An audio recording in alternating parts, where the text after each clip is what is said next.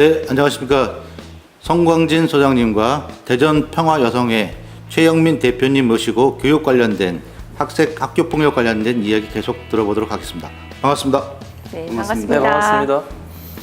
어떻게 최영민 대표님 지난번에 다 하다 못한 이야기들 중에서 여러 가지 저희가 맛만 본 것 같아요. 학교 관련된 폭력 관련된 얘기들. 그 후속 이야기 좀 들어보도록 하겠습니다. 네, 불러주셔서 감사합니다. 네. 예. 지난번에는 학교폭력 사후 네. 처리 과정의 문제점에 대해서 주로 얘기를 했고요. 저희 단체와 또 제가 진행하고 있는 평화를 만드는 갈등, 네. 조정 과정과 회복적 서클의 사례를 좀 설명하면 대전평화여성회가 활동했었던 내용들에 대한 설명을 하신다는 거죠? 예. 네, 그걸 중심으로 해서요. 네. 어떻게 이 학생들의 갈등과 폭력을 다루면 좋은지에 대해서 직접 사례를 들어서 설명하면 좋겠다 싶어서요. 법적 조치보다는 네, 아이들 간의 네, 서로의 그렇습니다. 협력 관계들을 만들어내는 네. 것들. 예. 예. 설명을 해볼까요? 예. 예, 저희 단체에서 몇 가지 일을 하고 있는데요. 특히 아이들의 갈등이 있는 상태에서 학교폭력자치위원회가 늘 열리는데요. 열리기 전에 저희 단체와 관계를 맺고 있는 학교에서 연락을 주셔서 학교에 사전 조정을 하러 들어간 적이 있습니다. 네. 네, 대전에 학교 이름을 좀 밝힌 글이에요. 비밀 유지. 네, 그렇죠. 네. 대전의 S중학교에 저희가 들어갔는데요. 그 학생이 학생들로부터 계속해서 지속적인 왕따를 당했었는데요. 부모님께서 피해자 부모님께서 학폭위를 열기보다는 저희와 같은 조정위원들이 와서 네. 사전에 화해를 이루는 대화 모임을 진행해달라고 요청을 하셨습니다. 네. 그래서 저희가 두 명이 직접 들어가서요. 사전에 먼저 각자 피해자, 가해자 학생들을 만나서 어떤 일인지 들어봤고요. 네. 또 상담 선생님으로부터 사건에 대한 전후 정황을 들었습니다. 그리고 그 이후에 직접 상담실에서요. 가해 학생 4명과 또 피해 학생 1명, 그리고 저희와 같은 화해위원이 2명 포함해서 6명이 모두 총 다 같이 둥글게 앉아서 이야기를 좀 들었습니다. 사건 개요에 대해서 조금만 더 부연 설명해 주시면 좋을 것 그럴까요? 같은데요. 네. 그 사건은 중학생들이라서요. 우리가 볼 때는 이게 폭력이라고 생각할 정도로 심각하다는 느낌은 좀 없었는데요. 네네. 간단히 말씀하자면 한 학생이 굉장히 공부를 잘하고 똑똑한 학생이었는데요. 네. 굉장히 법과 규칙을 지키는 것을 선호하고 우선으로 생각하는 학생이었어요. 네. 그러다 보니까 자리를 선생님께서 지정한 자리를 꼭 앉는 것을 원칙으로 여겼고요. 네. 가해 학생들은 예. 그게 바꿔도 좋다라고 해서 계속 바꿨는데 피해 학생으로 이제 저희와 함께 대화한 학생이 그런 사실들을 교사에게 계속해서 자리를 바꾸고 있다는 거를 알렸고요. 네. 네, 가해 학생들은 그런 걸 이렇게 이르는, 고자질한다고 고자질, 생각한 학생들이 굉장히 기분이 언짢았고요. 그런 감정들이 계속 누적돼 있다가 아주 사소한 사건으로 좀 폭력이 오간 그런 사건이었습니다. 네. 진짜 사건만 들어보면 참 별게 아닌데 이게 학폭으로도 네. 가는군요. 네. 예. 어머님께서 학폭 관련해서 이런 처리 과정에 대한 이해가 있으셨기 때문에 저희에게 요청하셨던 거고요. 그래서 얘기 들어보니까 피해 학생은 자신의 어떤 행위가 가해 학생들을 화나게 했는지를 모르고 있더라고요. 예. 그래서 내가 교사한테 가서 계속 자리를 바꾸는 거에 대해서 얘기하는 것에 대해서 나머지 학생들이 서운했었구나 라는 거를 알았고요. 또 가해 학생들은 이 피해 학생이 똑똑하고 공부도 잘하니까 수업 시간에 계속 발표를 계속해서 했던 거예요. 치트려서 대답을 했는데 그게 누군가를 업신여기거나 네네. 대답을 못하게 하려고 한 게 아니라 너무 잘 아니까 대답을 하려고 했다는 거에 대해서 잘난 체를 좀 한 거네요.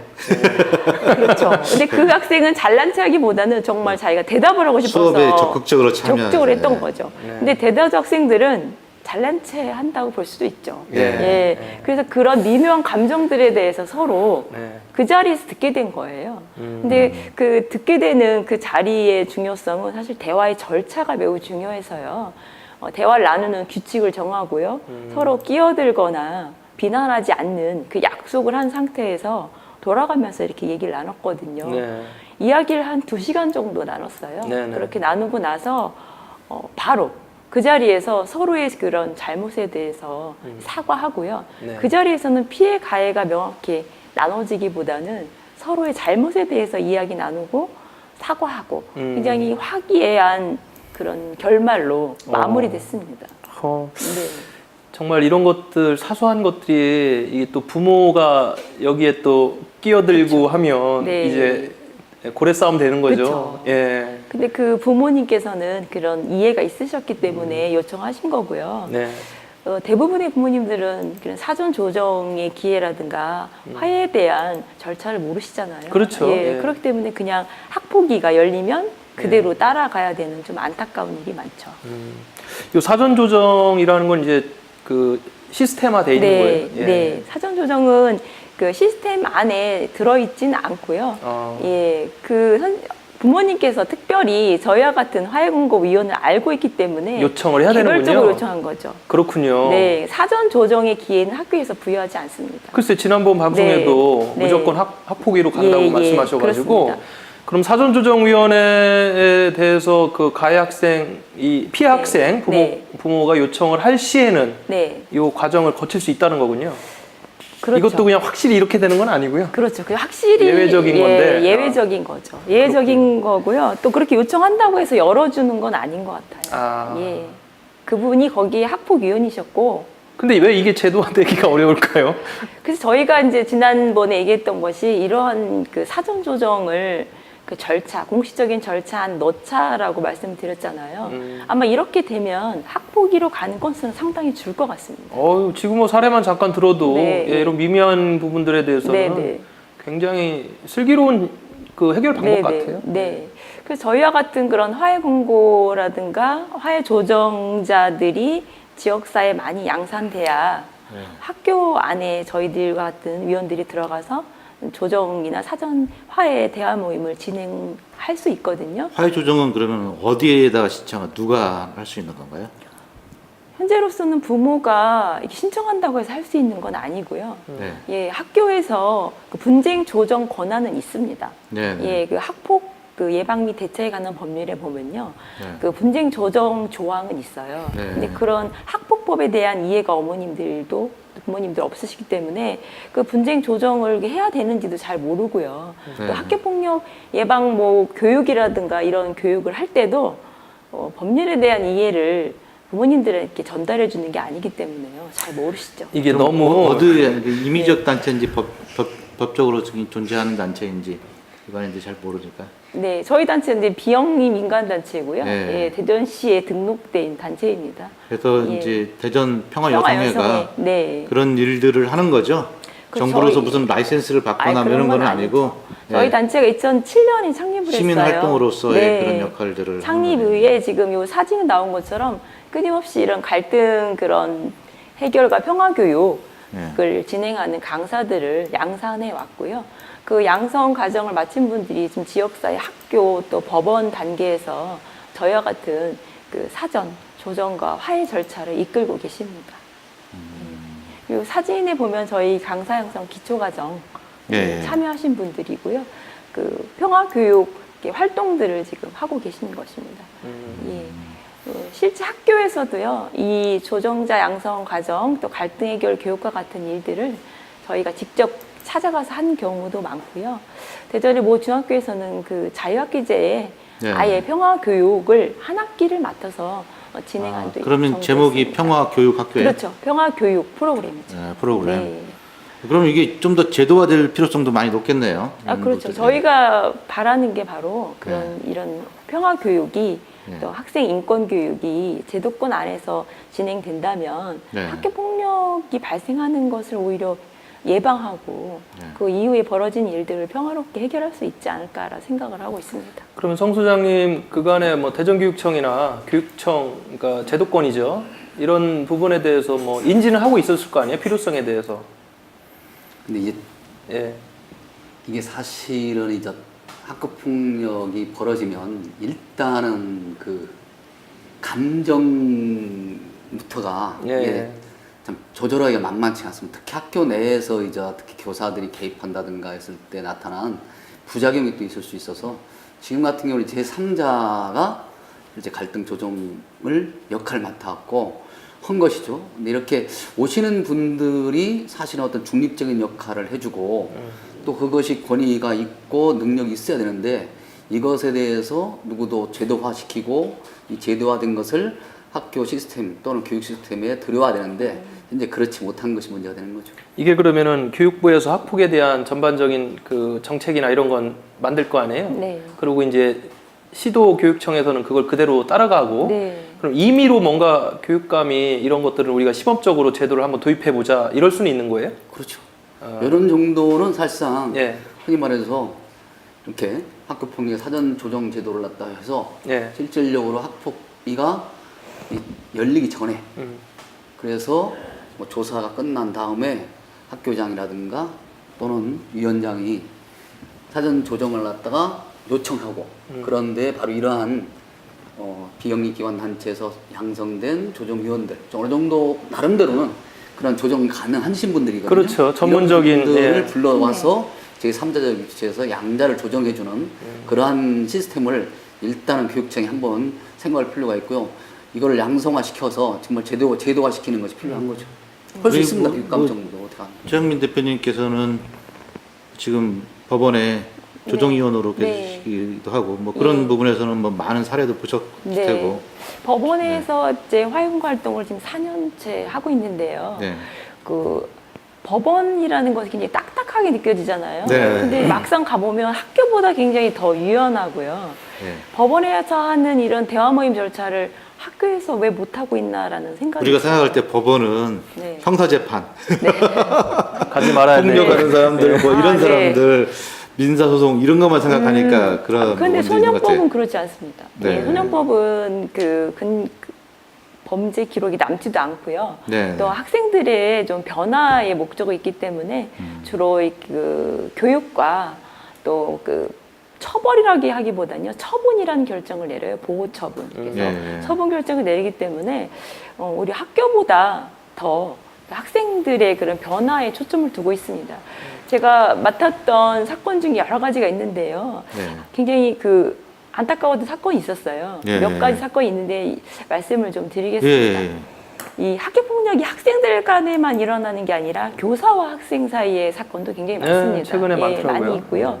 아이들이 그 철이 없고요. 그래서 이제 특히 남학생 몇 명이 한 교사를 교사가 학생을 폭행한 게 아니고 예. 학생이 교사를 이거는 이제 그 신체 폭력이라보다는 네. 그 성폭력, 음란 그런 영상 촬영에 관한 예. 그 위반했어요. 그래서 학생들이 스마트폰으로 여교사의 그런 이게 좀 중요한 부위를 이렇게 예. 촬영을 해서 특정 부위를 자기들이 그랬군요. 그래서 이제 이렇게 돌려봤는데 나중에 이제 여교사가 알고 나서 굉장히 화가 나고 정말 속상한 일이죠. 그렇죠. 예. 아이들을 사랑하고 믿었는데 근데 그런 일들이 법원까지 온 사건이었거든요. 근데 예. 아이들은 굉장히 반성하고 있고 정말 고개도 못 든 상태에서 대화 모임을 법원에서 진행을 했어요. 근데 그런 부분들이 대부분 이렇게 시작되는 것 같더라고요. 그러니까 어떤 제한된 부분에서 그 우월감이랄까, 애들 네. 남자 애들의 경우에는 내가 이런 것도 할 수 있어. 뭐 그럴까요? 그런 것들이 영웅 심리도 약간 동반되어 있는 그런 부분들도 있지 않을까 생각돼요. 그래서 영웅 심리라기보다는요, 어쨌든 그게 범죄 행위인지를 잘 모르는 그 그렇죠. 성평등 인식이라든가 젠더 감수성이 없기 때문에 네. 그냥 놀이로 생각하는 거죠. 그게 피해자가 받을 상처에 대해서는 충분히 예. 공감하지 못하기 때문에 그렇기 때문에 청소년들에 한해서는 그런 화해 공고의 기회가 주어지는 거잖아요. 예. 그래서 선생님- 조정 과정을 그때도 하신 거네요. 네, 했습니다. 예. 그 과정을 통해서 아이들이 한 5명이고 부모님들까지 같이 참여하고 또 교사, 또 교사가 함께 온 변호사까지 함께 했는데요. 그 과정이 정말 저도 많이 눈물을 흘렸고요. 아이들은 네. 반성의 눈물을 많이 흘렸고 또 부모들은 자신의 자녀가 성폭력 범죄자가 된다는 데서 굉장히 놀랍잖아요. 그렇죠. 그런 일들로 인해서. 근데 만약에 이게 화해 공고라는 대화 절차 없이 그냥 기능적인 그 형사상의 소년법상의 처분 결정이 내려졌다면 그 학생들은 교사에게 진심 어린 사과를 할 기회를 갖지 못했을 겁니다. 이런 과정은 일단 피해자에게 가장 좋은 과정이라는 생각이 드는 게요. 학폭위에서는 사과를 받을 기회가 없습니다. 그러나 피해 선생님은 또 피해자는 그 자리에서 진심 어린 사과를 받고요. 용서는 피해자 영역이고요. 참회는 가해자 영역인데 우리는 그걸 방해하고 있는 거죠. 그래서 선생님은 진심 어린 사과를 받고 조금이나마 자신의 그런 그 상처에 대해서 조금 회복하는 기회를 갖고요. 학생들이 만약에 교사에게 사과 없이 처분만 받게 됐다면 아마 그 더 짐은 선생님에 대한 미안함, 죄책감을 안고 평생을 살아가야 할 텐데요. 그 대화 과정 안에서 자신들의 잘못을 사과했다는 것만으로도 물론 그 죄가 다 없어진 건 아니지만 우리가 회복적 생활교육을 얘기할 때 그 처벌이 아니라 자신이 한 일에 대해서 책임을 지기라고 얘기하거든요. 사과라는 것은 정말 아이들이 할 수 있는 최선의 책임을 지는 거거든요. 그래서 저는 그런 법원에서 있었던 그런 대화 모임 절차가 반드시 학교에서도 필요하다고 생각이 들고요. 가끔 이런 대화 모임 절차에서 그 소년들의 그런 잘못을 봐주기 하는 게 아니냐 이렇게 얘기하시는 분들이 있는데요. 대화 모임 절차는 그 잘못한 학생을 봐주려고 하는 게 아니고요. 피해자를 위해서 있는 것입니다. 그 절차를 거친 후에 판결은 좀 어느 정도 영향을 받고 네. 예, 어떻게 됐나요? 그래서 그 화해 공고 절차는 예. 그 피해자가 원하지 않으면 열리진 않는 절차인데요. 예, 만약에 원만히 합의했다고 하면 예. 그 합의한 내용을 가지고 예. 그 재판에 예. 어느 정도 영향을 미치고 있다라고 생각이 들고요. 요즘 뭐 성폭력이나 성범죄는 그런 합의와 무관하게 처벌하는 예. 걸로 좀 나와 있어가지고요. 그래서 이게 나름 어려운 자리를 마련했는데 결국은 좀 그런 인간적인 부분으로 끝나는 건지 네. 좀 법적으로도 이런 절차가 상당히 중요한 효과를 발휘하는지 그게 이런 궁금합니다. 절차가 있은 다음에도 재판은 열립니다. 예, 재판은 열리죠. 재판은 열리고요. 예. 그러니까 제가 주목하고 얘기하고 싶은 것은 예, 청소년들이니까 아이들의 그런 잘못을 처벌 위주로 하기보다는 처분은 하되 책임감을 지되 자신의 잘못에 대해서 반성할 기회를 주자는 거죠. 예, 그리고 예. 책임을 다할 수 있는 구조를 만드는 게 중요하다는 얘기죠. 예. 네. 교육적 부분으로 접근하자면 굉장히 중요한 네. 예, 부분인데요. 네. 저는 또 한 가지가 이제 지금 지난번하고 오늘 이야기하는 게 그 학교 폭력 이제 사후 네. 이야기를 좀 하고 있는데 네. 예방적 차원에서의 어떤 활동이나 좀 그 뭐 원인이 분명히 우린 다 알고 있을 겁니다. 네. 왜 학교 폭력이 이럴지는. 네. 근데 그런 부분에서 어떤 좀 좋은 방법이 없을까라는 생각도 듭니다. 예. 그 제가 이제 현장 종인식 학교폭력 대책을 그 교육청 발송용으로 제가 받아봤는데요. 예. 학교폭력 그 예방 교육을 하고 있습니다. 하고 있고요. 예. 전체적인 그 폭력 피해 응답 사례를 보니까요. 언어 폭력이 77%예요. 그러니까 신체 폭력이라기보다는 언어 폭력이 훨씬 많고요. 예. 거기에 뭐 따돌림이라든가 이렇게 따라가서 그 예방 교육이라는 게 정말 그 아이들한테 이거는 폭력을 하면 안 되고 이건 폭력이고라는 그런 차원에서 혹은 고운 말 쓰기 운동을 막 이렇게 벌이고 해서 예. 그 제가 자료를 찾아보니까 뭐 고운 말 쓰기 운동으로 각 학교마다 돈 얼마씩 뭐 예. 몇백만 원 주기도 하고요. 이렇게 좀 소액을 나눠주면서 학교폭력 예방 교육을 하고 있더라고요. 그래서 제가 그 학교폭력 예방을 위해서 가장 효과적인 방법이라고 한다면요. 이 아이들을 이렇게 모아놓고 이 폭력을 어떻든 이거는 언어 폭력이니까 되고 안 되고 문제가 아니라 조금 더 적극적인 방법으로 해서 아이들의 그런 변화를 추구하는 지속적인 평화 교육이 우선돼야 된다고 생각합니다. 마지막으로 송 소장님도 하나 예방적 차원에서 좀 오늘 하고 싶은 말씀 혹시 없으세요? 그런 것 같아요. 예. 그 학교 현장에서 이제 아이들을 바라보면 아이들 하나하나를 놓고 오면 다 정말 그 예. 예쁘고 귀엽고 정말 인격적으로도 아이들이 참 착하다고 볼 수 있어요. 문제는 이제 집단으로 활동하면서 이 학교 내에서 받는 스트레스들이 있다는 겁니다. 이게 특히나 이 아이들이 한 교실에 몰아놓고서 거의 뭐 7시간 중등 같은 7시간, 초등도 요새 뭐 다 6시간씩 수업 하잖아요. 근데 이제 6, 7시간 하는데 거기에다가 저 공부 스트레스라는 게 있잖아요. 흔히 말해 성적에 높이기 네. 위한 어떤 스트레스가 아이들한테 주는 것 중에 많고요. 또 이게 7시간, 6시간 하고 나면 그냥 또다시 공부 스트레스로 계속 이어지는 10시, 뭐 11시까지 이것들이 학교 내에서 아이들 간의 갈등의 가장 큰 요인이 되고 있습니다. 흔히 말해서 스트레스가 풀 데가 없군요. 있는 상태에서. 그래서 이 아이들이 좀 스트레스를 좀 풀 수 있는 여러 가지 계기들, 문화적 활동, 스포츠 활동, 뭐 이런 것들이 좀 학교 현장에서 좀 많이 신경을 써야 된다고 생각하고, 지금 교육청이나 어떤 교육부 전체에서 벌어지고 있는 인성교육 중심 학교폭력 예방 강화 해갖고서 무슨 친구사랑 3운동 해갖고 바른 예의, 따뜻한 소통, 고운 말씨를 쓰자 이렇게 얘기하는 것은 그렇게 썩 바람직한 건 아니고요. 예. 제가 볼 때는 아이들이 어쨌든 지금 현재 서로가 서로를 갖다 아낄 수 있는 아까 말한 대로 그런 평화교육, 더 나아가서는 그런 것들이 좀 더 학교 현장에 잘 이루어질 수 있도록 좀 스트레스를 좀 줄여주는, 그래서 정말 그 문화, 예술, 스포츠 이런 데서 아이들이 갖고 있는 어떤 자기들 장기를 발휘하고 좀 스트레스도 해소하고 그러면서 공부도 열심히 할 수 있는 어떤 그런 구조가 좀 되는 것이 근본적으로 낫지 않나. 이게 다른 나라보다 우리 아이들이 스트레스가 훨씬 높다. 스트레스가 원인이 네. 될 수 있다. 이게 가장 근본적인 원인이죠. 예, 동의합니다. 네.